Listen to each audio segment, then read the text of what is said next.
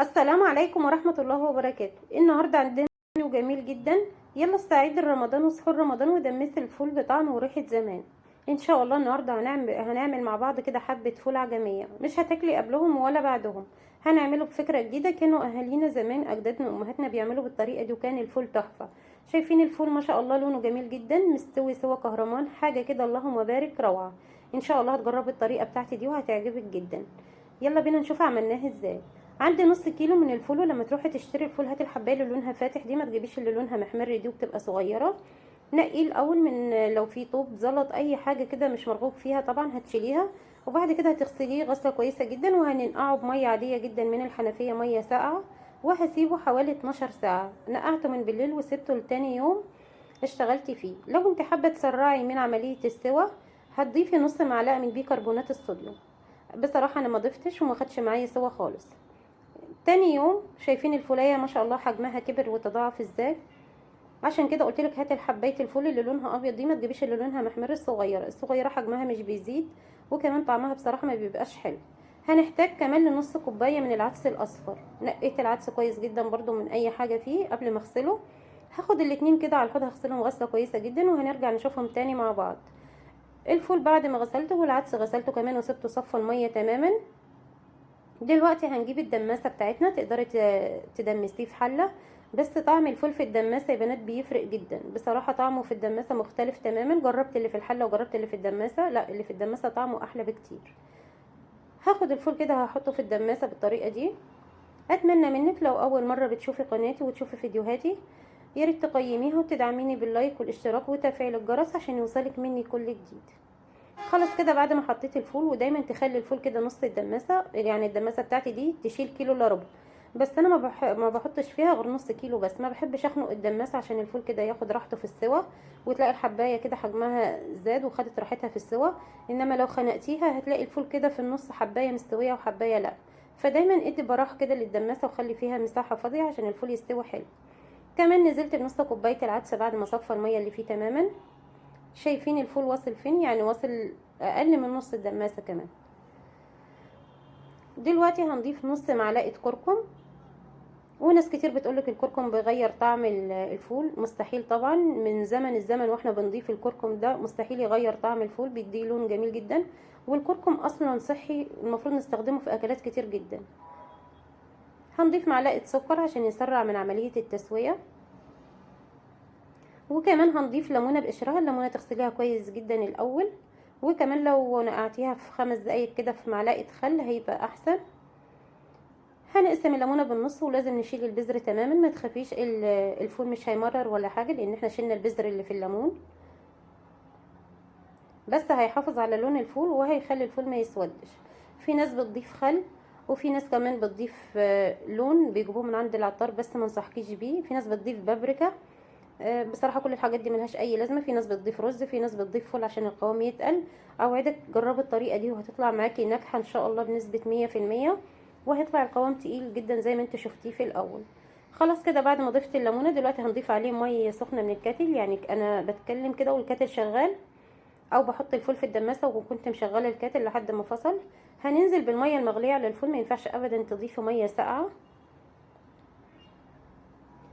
هنملى الدماسه، هنسيب فيها كده بمقدار عقله صابع مفهوش ميه، عشان بس الميه ما تفرش على البوتاجاز وتبهدلك الدنيا. شايفين الميه كده كافيه جدا، وكان ما شاء الله المقدار مناسب جدا لكميه الفول اللي انا حطيتها. هنقلب كده كويس جدا عشان كل المكونات اللي احنا حطيناها كده تمتزج مع بعضها. وخلاص كده هغطيها وهاخدها هرفعها على النار. بس طبعا قبل ما نروح على البوتاجاز هاتي قالب طوب. ما تستغربيش، ايوه زمان كانوا اهالينا بيحطوا الفول كده بعد ما يخلصوا العيش، كانوا بيحطوه في الفرن اللي هي بالطين. وكان الفول عايز اقولك بيطلع ما شاء الله اللهم بارك، فول مستوي سوا كهرمان، وكان طعمه بيطلع زبده كده وجميل جدا. ما اكلتش ولا هاكل فول بطعم وريحه زمان، بصراحه كان طعمه خرافه. النهارده بالطريقه دي هترجعك لايام زمان، وهترجعك لطعم الفول بتاع ايام زمان. هنحط كده القالب على عين البوتاجاز وهنسيبه يسخن. وعلى العين التانية هنحط الدماسة وهنسيبها لحد ما تغلي. هرفع الدماسة دلوقتي عشان تشوفوا بس القالب دلوقتي وانا حطاه على النار. شايفين ولعت عليه النار وهسيبه لحد ما يسخن. على هو ما يسخن تكون الدماسه بتاعتي بدأت تغلي، وبعد كده هنرفعها على الطوبه،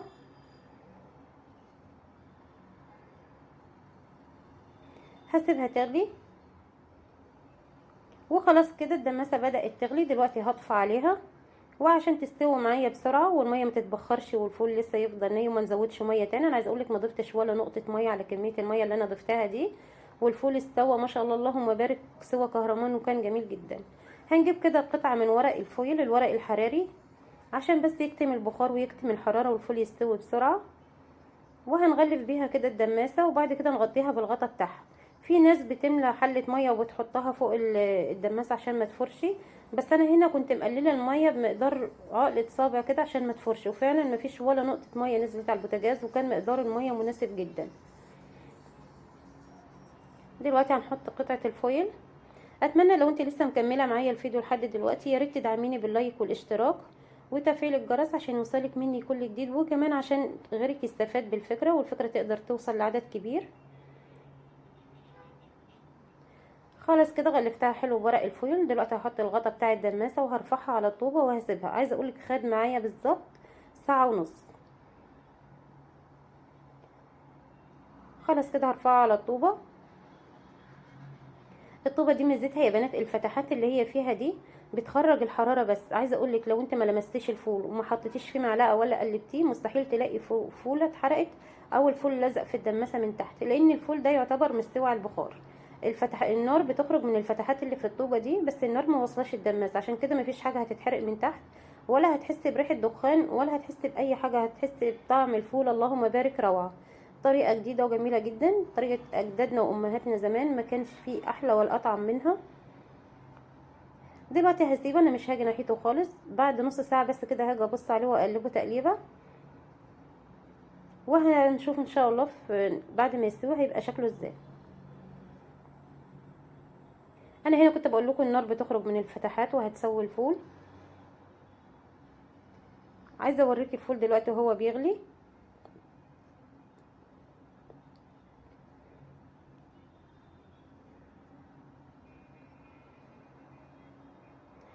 شايفه بيغلي بالراحه وهيستوي على نار هاديه جدا، وهتاكلي ان شاء الله احلى شويه فول. وهنا خلاص كده بعد حوالي مرور ساعه الا ربع، شايفين لون الفول ما شاء الله اللهم بارك، حاجه كده جميله جدا. شايفه شكل الفول ما شاء الله تحفه. خلاص كده يعتبر قرب يستوي. ابني كان بيلعب جنبي فخد اللي هو الغطا بتاع عين البوتاجاز لو تاخدوا بالكم منه. هنقلب الفول، مفيش ولا فوله لزقت في الدماسه.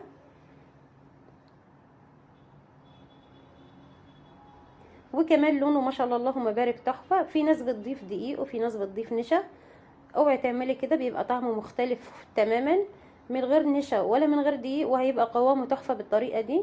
ان شاء الله تجربيها وهتعجبك جدا. يلا دمسي واستعدي لرمضان. بنروح نجيب المعلقتين ب5 جنيه، ما بيقضوش حاجه، عشان ولادك ياكلوا ويشبعوا محتاجين لهم ب10 جنيه فول. هتجيبي نص كيلو فول بحوالي 16 جنيه ونص، ما شاء الله هتاكلي فيه مش اقل من 5 ايام. اللي عايزه اقولك الدماسه اللي انا عملتها دي قعدت معايا حوالي اسبوع.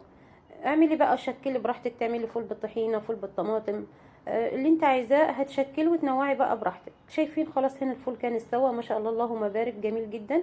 شايفه لونه وشايفه كمان قوامه بدون اضافه دقيق ولا نشا ولا اي اضافات. في ناس بتجيب اللون من عند العطار بتحط اللي هو مش عارفه ده بودره زعفران ولا ايه اللي بيحطوها، بتغير طعمه جدا. انما الكركم يا بنات صحي ما بيغيرش الطعم، وكمان بيدينا فايده كبيره جدا. لو احنا نعرف قيمه الكركم هنضيفه في كل اكلاتنا. شايفين لون الفول اللهم بارك تحفه. انا هنا كمان غمقت الاضاءه عشان تشوفي لون الفول على طبيعته، حاجه كده اللهم بارك روعه. ان شاء الله تجربي الطريقه دي وتعجبك، وان شاء الله تكون استفدتي من الفيديو. الطريقه جديده على قالب الطوب دي، عايزه اقولك جميله جدا، ان شاء الله تجربيها. ويا ريت تدعميني باللايك والاشتراك وتفعيل الجرس، وتقولي لي رايك في التعليقات اذا كانت الفكره عجبتك ولا لا. شايفه الفول ما شاء الله في الطبق بيتكلم عن نفسه. شكلي بقى ونوعي براحتك فيه، اعملي بالطريقه اللي انت عايزاها، سواء بالطحينه بالطماطم، اي طريقه انت عايزاها، بالزيت والليمون كده وحبه كمون، بتبقى حاجه تحفه. الفول مستوي، شايفه ما شاء الله اللهم بارك، الفوله مش مستحمله وما خدش معايا وقت، وكمان انضف بكتير من بره. عايزه اقولك الفول بتاع بره انا ما باكلهوش كتير، فين وفين لما باكله. طريقه جميله جدا، ان شاء الله تكون نالت اعجابكم، وتدعميني باللايك، واشوفك في فيديو جديد، ومع السلامه.